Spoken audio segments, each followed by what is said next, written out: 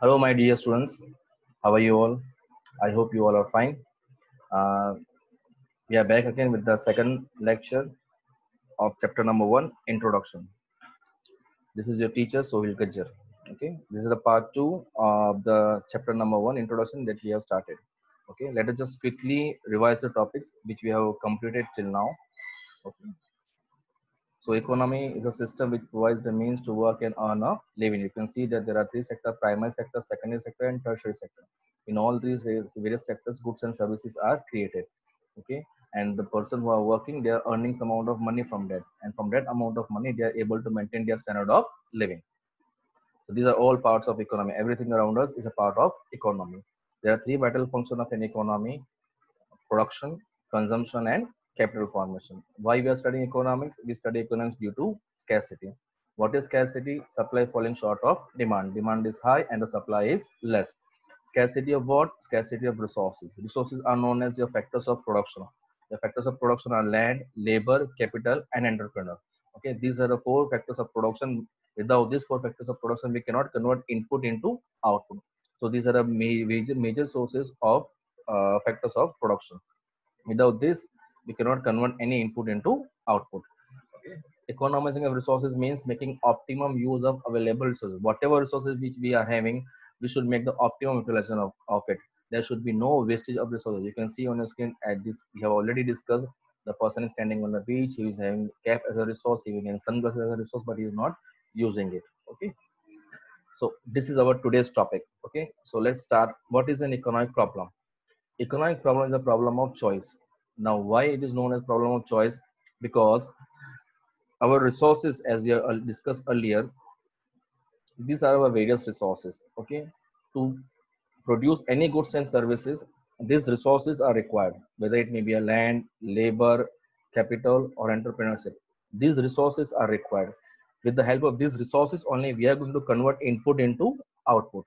Now, these resources are limited. Okay, as we have discussed earlier, we are not having ample amount of land, we are not having capital, we are not having the skilled labors, we are not everything, every person in the country is not Mukesh Ambani, so there is lack of entrepreneurship. Okay, so these are the major resources that is required for production of goods and services. So these resources are limited. Okay, so economic problem arises due to number one, scarcity of resources. The resources are known as the factors of production, that may be a land, labor, capital, and entrepreneurship. Okay, so these resources are limited. You can see that there's a scarcity of water. Okay, so resources are limited in relation to their demand. Economy cannot produce all what people want. Okay, so the first reason of economic problem is number one, there is scarcity of resources. Second reason, there is unlimited human wants. Okay, human wants are never ending, they cannot be fully satisfied. As soon as one want is satisfied, another want crops up. I want, for example, you are studying in 11th standard now. Okay, you must be traveling on Activa. Then in college you want bike. Then you want hatchback. Then you want sedan. Then you want SCV. Okay, so your wants are unlimited. They are never ending. Okay, so the basic reason is that the human wants are never ending. Okay, you can see on your screen that a person wants a big house, big car, food, books, clothes, etc. All the things. Okay, we always want to be on social media. Social media is running due to connectivity. Okay, so our human wants are unlimited. Human wants cannot be satisfied. As soon as one want is satisfied, another want crops up. Okay, so our human wants are unlimited, and the first reason was resources are limited. To satisfy the human wants, we required resources. These are the resources. Okay, and resources are limited. The third basic reason is that there are alternative use of resources. Alternative use of resources means that same resources can be put to several other uses. That is known as alternative uses. For example, I am having 1 acre of land. On that same 1 acre of land, I can start a school, I can make a hospital, I can even start a multiplex over there. So land, what I am having land size is 1 acre. That is limited. But on the same land, either I can go for a school, either I can go for a hospital, either I can go for a multiplex. So alternative uses means the same resources can be put to several other uses. So you can see that we are using solar energy in terms of aeroplanes, in terms of cars, in terms of houses and trains. Okay, these are the alternative use of resources. Alternative uses means the same resources can be put to several other uses. Okay, so resources are not only scarce, but they can be put to various other uses. This it makes choice among the resources more important. What is more important? What is our main priority right now? For example, due to COVID-19, okay, our prior, for example, I am on 1 acre of land, so my priority will be to start a hospital over there, to build a hospital over there. So can I treat the patient? Okay, so that is known as our priority. Okay, so the economic problem is a problem of choice. Okay, I'm getting back to that. Wait. Okay, economic problem is a problem of choice. It arises due to number one, the reasons for economic problem are scarcity of resources. Number two, unlimited human wants. Number three, alternative uses of resources. Due to these three reasons, there is a problem of choice. So we have to make a choice. Okay, as I told you, due to COVID-19, I have 1 acre of land. That is, land is limited. Okay, and on the same land, I want hospital, multiplex. So these are what my unlimited human wants. But according to our priority due to COVID-19, we should start a hospital over there. That is known as alternative uses. So economic problem is a problem of choice. It arises due to scarcity of resources, unlimited human wants, and alternative uses of resources. Okay.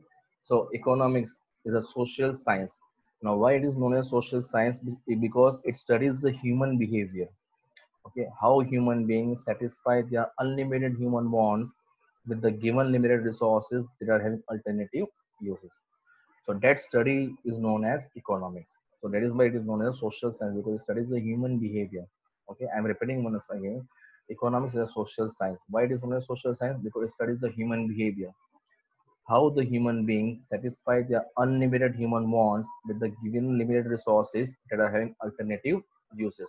Okay, so definition of economics is a social science which studies the way how society chooses to use its limited resources which have alternative uses to produce goods and services and to distribute them among the different groups of people.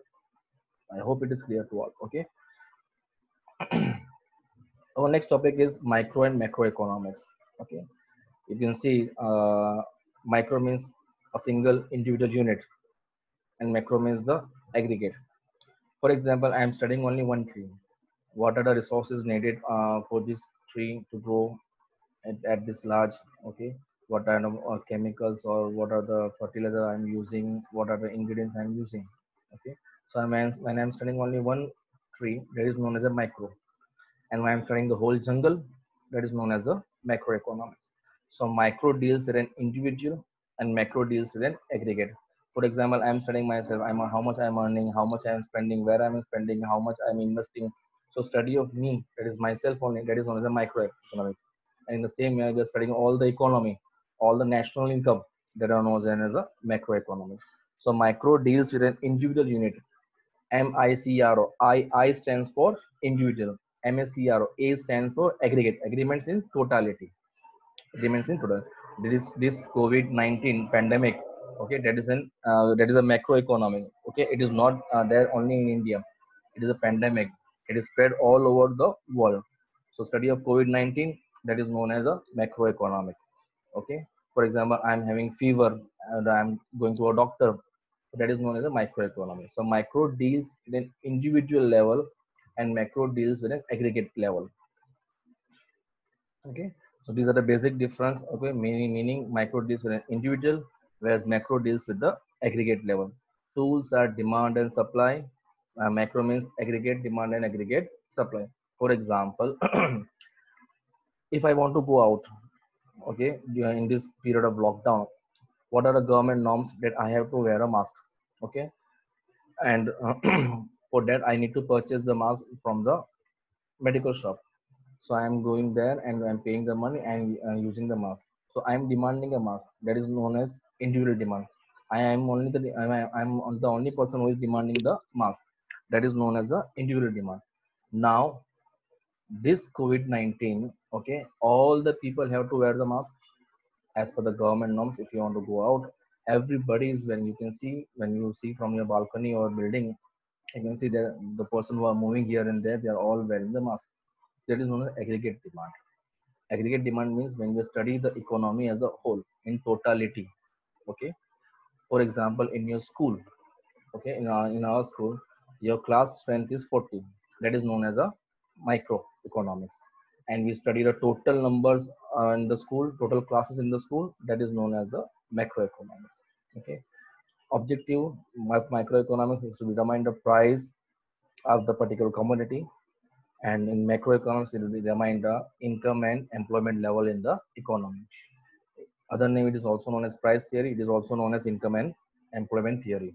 Examples: individual income, individual output, national income and national output. Okay. It involves a limited degree of aggregation. Aggregation means a totality. There is a very limited degree of aggregation.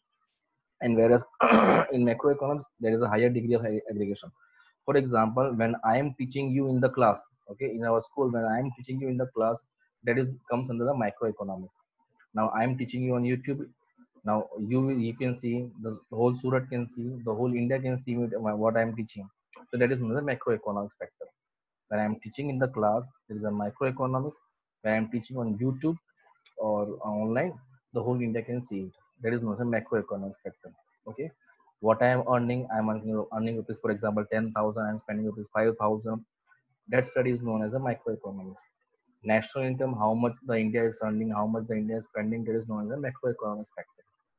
So micro deals with an individual, I stands for individual, A stands for aggregate level.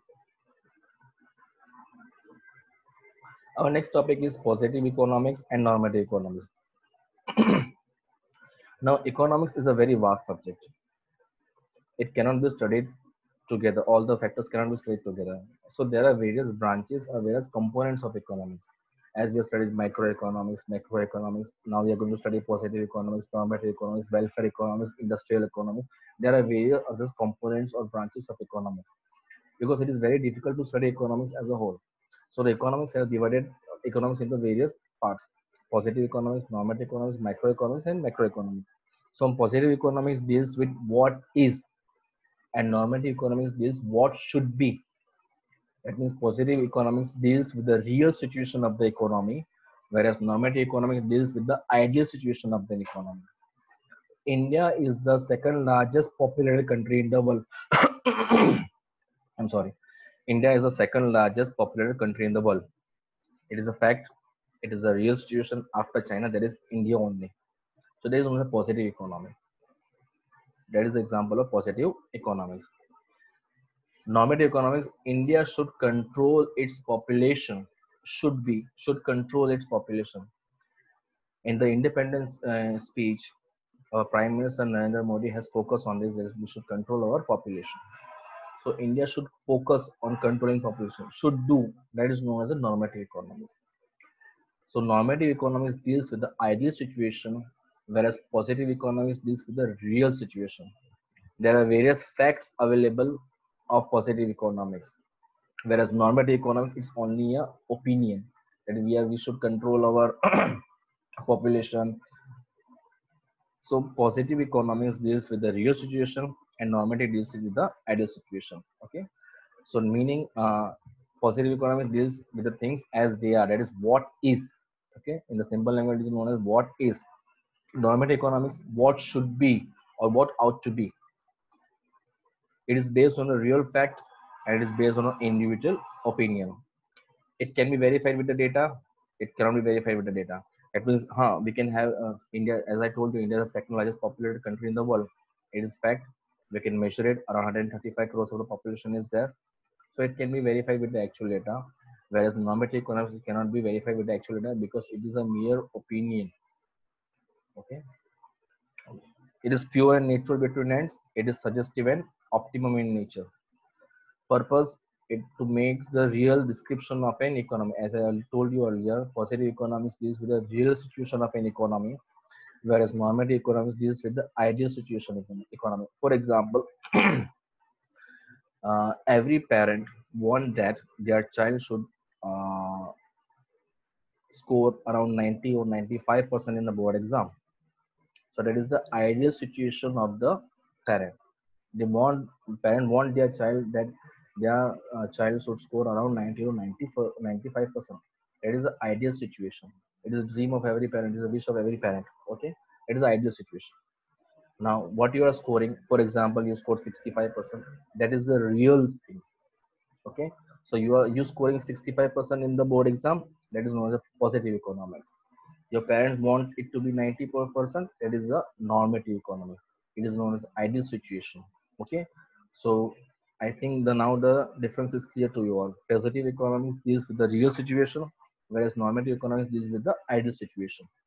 Okay, uh, it aims to make the real description of an economy, whereas it aims to determine the ideals. It does not give value judgment, whereas it considers the value judgments. Okay, so let us just quickly revise what we have discussed today, and then we'll end the session.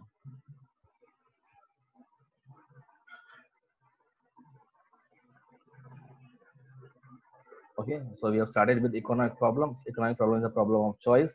It arises due to number one, scarcity of resources. Resources are limited. Okay. Number two, unlimited human wants. Human wants can never be satisfied. As soon as one want is satisfied, another one would crop up. Third, there is alternative use of resources. Alternative use of resources means resources can be put to several other uses. Okay, these are the three main basic problems due to which there is a problem of choice.